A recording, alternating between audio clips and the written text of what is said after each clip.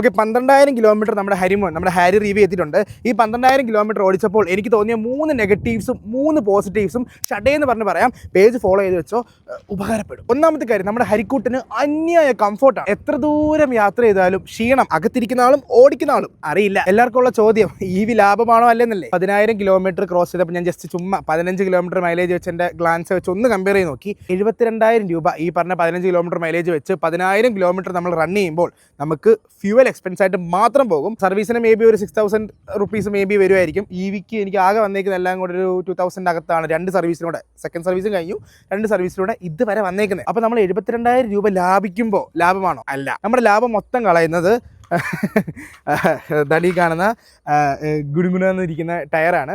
നമ്മുടെ ഗുഡിയർ ടയറാണ് ഇപ്പോൾ കിടക്കുന്നത്. ഇത് 9,000 കിലോമീറ്റർ ആയ സമയത്ത് നമ്മൾ മാറ്റി. കംപ്ലീറ്റ്ലി നമ്മുടെ ടയർ ഫുൾ തേഞ്ഞു പോയി 9,000 കിലോമീറ്റർ ആയപ്പോൾ. അത് എന്തുകൊണ്ടാണെന്ന് ചോദിച്ചാൽ ടയറിൻ്റെ കുഴപ്പമായിരുന്നു. മാനുഫാക്ചറിങ് ഡിഫക്റ്റ് സൈഡിലാണ് വന്നേക്കുന്നത്. അലൈൻമെൻറ്റിൻ്റെ ചെറിയൊരു ഇഷ്യൂ ഉണ്ടായിരുന്നു വണ്ടിക്ക്. വണ്ടി എടുത്ത സമയത്ത് അലൈൻമെൻറ്റ് ഇഷ്യൂ ഉള്ളതുകൊണ്ടാണ് 2,000 കിലോമീറ്റർ ആയപ്പോഴേ തേഞ്ഞ് തുടങ്ങുന്ന സ്വഭാവം കാണിച്ചു.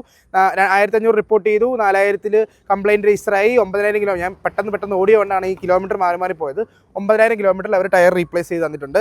ആൻഡ് ഈ കിടക്കുന്നത് പുതിയ ടയറാണ്. ഇതിന് മുമ്പുണ്ടായിരുന്ന പഴയ ടയർ കണ്ടേ, ആ ടയർ കണ്ടാലും പുതിയ ടയറാണെന്നൊന്നും പറയത്തില്ല. ഇത് മാറ്റാതെ 12,000 കിലോമീറ്റർ ഓടിയിട്ടുള്ള ടയറാണ്. ലുക്കിൻ്റെ കാര്യത്തിലൊന്നും വലിയ കാര്യമൊന്നുമില്ല. എങ്ങനെ പോയാലും ഈ ഒരു 19 ഇഞ്ചിൻ്റെ നമ്മുടെ EV സ്പെസിഫിക് ആയിട്ടുള്ള ടയർ 20 തൊട്ട് 25 കിലോമീറ്റർ റേഞ്ച്, 25,000 കിലോമീറ്റർ റേഞ്ചൊക്കെ ആൾക്കാർ പറയുന്നുണ്ട്. അപ്പോൾ ഞാൻ നേരത്തെ പറഞ്ഞ ആ 72,000 നമ്മൾ സേവ് ചെയ്തിട്ട് ഒരു ടയറിന് എങ്ങനെ പോയാലും ഒരു 19-20 രൂപ റേഞ്ച് ഏറ്റവും കുറഞ്ഞ ഒരു 19 ഇഞ്ചിൻ്റെ ടയറിന് വരുമെങ്കിൽ ഈ പറഞ്ഞ 1,00,000 രൂപയ്ക്ക് അടുത്ത് നമ്മൾ ടയറിന് സ്പെൻഡ് ചെയ്ത് മാറ്റേണ്ടി വരും ഓരോ 20,000 കിലോമീറ്റർ കഴിയുമ്പോഴും. അത് നിങ്ങളെ മൈൻഡിൽ വെച്ചേക്കുക.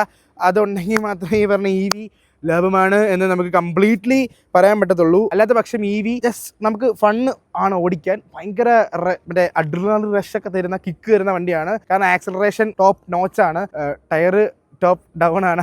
അതൊന്ന് ഓർമ്മയിൽ വെച്ചേക്കുക. ഇത് മനസ്സിൽ വെച്ചിട്ട് നിങ്ങൾ EV കാർ എടുത്തു കഴിഞ്ഞാൽ നമുക്കറിയാമല്ലോ മൈലേജും പവറും ഒരുമിച്ച് കിട്ടത്തില്ല.